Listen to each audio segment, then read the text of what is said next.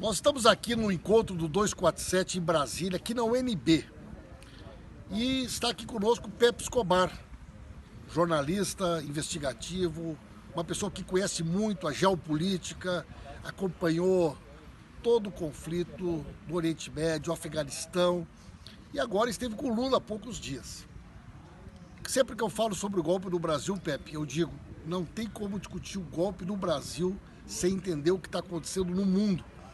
Eu tenho certeza que tu concorda com esse pensamento. Não, absolutamente correto. E olhando o Brasil de fora, que eu sou um brasileiro nômade que tem acompanhado o Brasil nos últimos 30 anos, praticamente, de fora.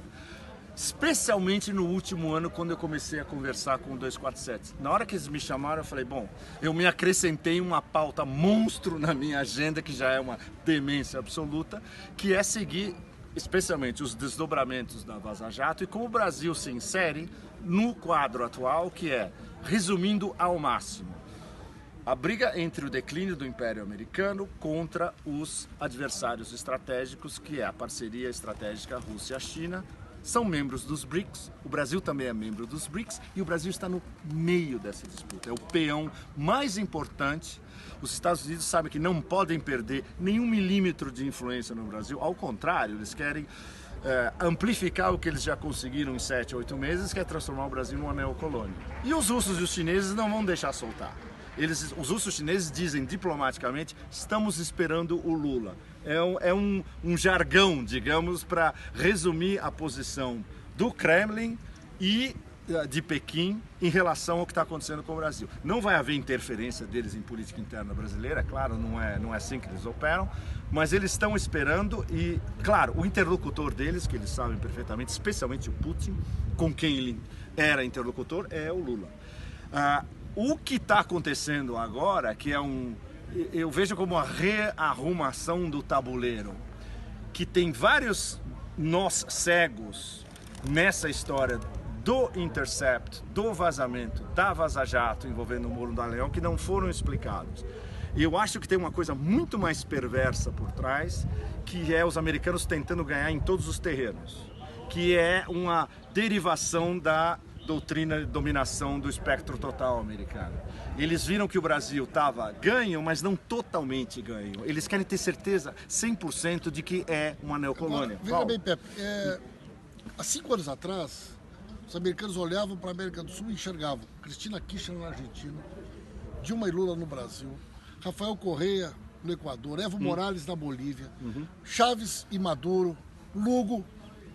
Era impossível para os americanos ver a América do Sul reintegrada no seu projeto geopolítico. Da doutrina Monroe, que nunca morreu. A doutrina Monroe, né? Isso. E depois com a descoberta do pré-sal. Nossa. Então eu acho que mas é o que nós conversamos hoje, Paulo. Não tem como entender esse cenário político da América do Sul sem entender justamente. Que é e no caso do Brasil, fundamental. Você junta o papel de ponta, especialmente do Lula na expansão dos BRICS, a descoberta do pré-sal. Então você tem tudo, você tem influência geopolítica no sul global, que o Brasil virou, digamos, a espécie de porta-voz informal do sul global inteiro, especialmente quando o Lula estava no poder. E o fato de você ter 20 trilhões de dólares, pelo menos, de reservas inexploradas, mais a Amazônia, que o clichê se aplica, pulmão do planeta. Tanto assim que agora, em uma semana, se internacionalizou o tema da Amazônia. Bastou uma semana para jogar a Amazônia no centro do debate do G7 em Biarritz, por exemplo. E daí vai continuar. Isso é tudo muito sério. E isso deixa ainda mais claro o papel de peão chave do Brasil no meio dessa disputa, que é agora a barra pesada nem começou. Nem começou. A guerra civil em Washington é uma coisa de política interna americana, mas a política externa deles é, nós vamos partir para quebrar. A gente não pode perder a nossa hegemonia. E aí é anti-BRICS, anti-Rússia, anti-China e anti-Irã, também, porque é um país independente. Nos últimos dias há um agravamento, pelo menos, das notícias da relação comercial dos Estados Unidos e China. Sim. Né? Por consequência, cada vez se torna mais estratégico para eles o controle da América do Sul. Absolutamente, porque eles sabem. Não, eles não sabem, na verdade. Eles tomaram uma porrada enorme há um mês atrás. O Ministério do Comércio chinês fez uma coletiva em Pequim, onde eles falaram tacitamente, pela primeira vez, empresas chinesas estão proibidas, a partir de agora, de exportar para os produtos agrícolas para os Estados Unidos. Isso é uma cacetada gigante. E o Trump entendeu, embora os assessores dele, como aquele imbecil do Peter Navarro, que é o assessor dele com a China, mas quem manda mesmo na política China do Trump é o Steve Bannon, que acabou de lançar um documentário demonizando a China, esse fim de semana. Coisa completamente estúpida, infantil. Esse é o perigo. O Bannon botou na cabeça do Trump que você tem que entrar em guerra com a China porque eles vão querer roubar o nosso posto de número 1.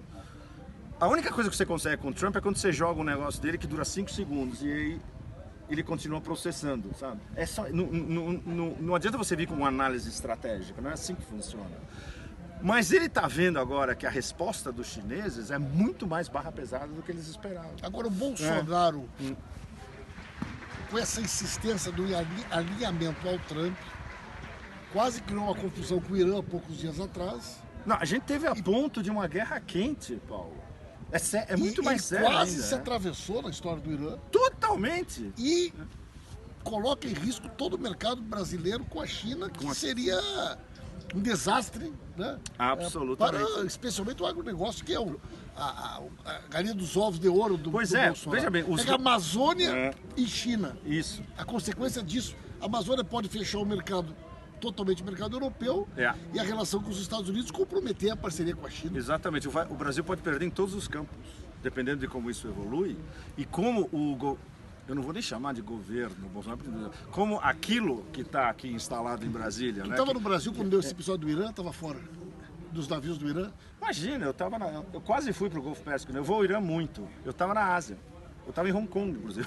Sim, que também está um clima bastante... Sabe por que acompanha Hong Kong? Porque Hong Kong é o terceiro mercado financeiro do mundo. Eles têm que acompanhar tudo que acontece no planeta, porque tem um monte de dinheiro girando na Bolsa de Hong Kong, no Hang Seng, né, a Bolsa de Hong Kong. É super importante.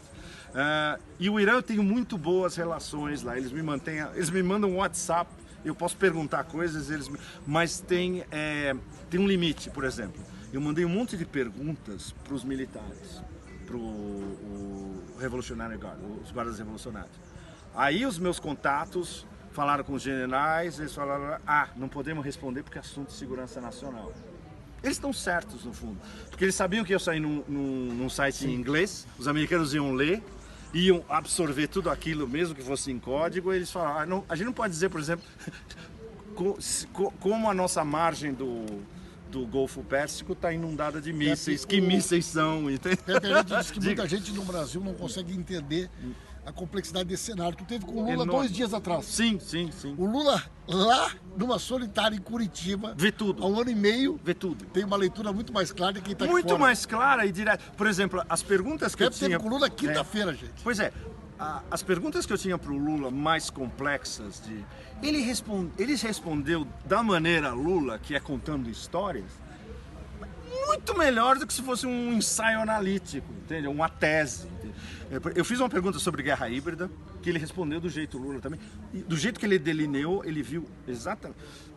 Ele falou em termos de Império Americano, né? Mas ele entendia perfeitamente o jogo. A história que ele contou de como ele, o Erdogan e o Ahmadinejad resolveram o problema, na época resolveram o problema nuclear, só para o dia seguinte a Hillary vir e acabar, é sensacional. É uma das melhores narrativas de um grande estadista. Vou te contar uma história. Eu tive com o Lula no Oriente Médio. Sim. Eu tive com o Lula na Líbia, eu tive na Síria, eu tive no Egito, eu tive no Emirados Árabes. Eu acompanhei todo esse roteiro. Sensacional. Desde o primeiro roteiro que o Lula fez no Oriente Médio. Depois ele me designou, fui representando o Brasil no funeral do Arafat. Funeral do Arafat. Uau. Um dos eventos internacionais mais... E eu digo pro pessoal aqui, a gente aqui não tem noção de como o Lula é visto lá. Não. Eu não sei se é demais dizer, mas ele tem um nível de respeitabilidade que talvez o Nelson Mandela, né? Claro que dentro de uma proporção, mas... O respeito internacional pelo Lula é uma coisa... Ele é respeitado como o grande estadista do Sul global. E dos grandes estadistas... Ele falou no Papa Francisco na entrevista muito... Não, foi a primeira pergunta que foi do Paulo. No começo ele falou assim, mas eu não tenho uma relação direta com ele. Blá, blá, blá. Depois ele voltou e falou, primeira coisa que eu vou fazer, eu vou conversar com o Bergoglio e nós podemos entrar numa campanha global. Cara, eu acho que o Lula e o Papa Francisco hoje, desse campo nosso... Mas nossa, ia virar o jogo de ponta cabeça. Olha, ele saindo, ele e o Papa juntos, nossa. Gente, o Pepe tá indo pra Argentina. Tô indo pra Buenos Aires amanhã. Buenos Aires, que sobra do Sul. Que a gente sofre do Sul. Eu vou levar as margaritas aqui comigo, mostrar as margaritas. Pepe, obrigado, irmão. Muito obrigado, Paulo. Grande prazer falar com vocês todos.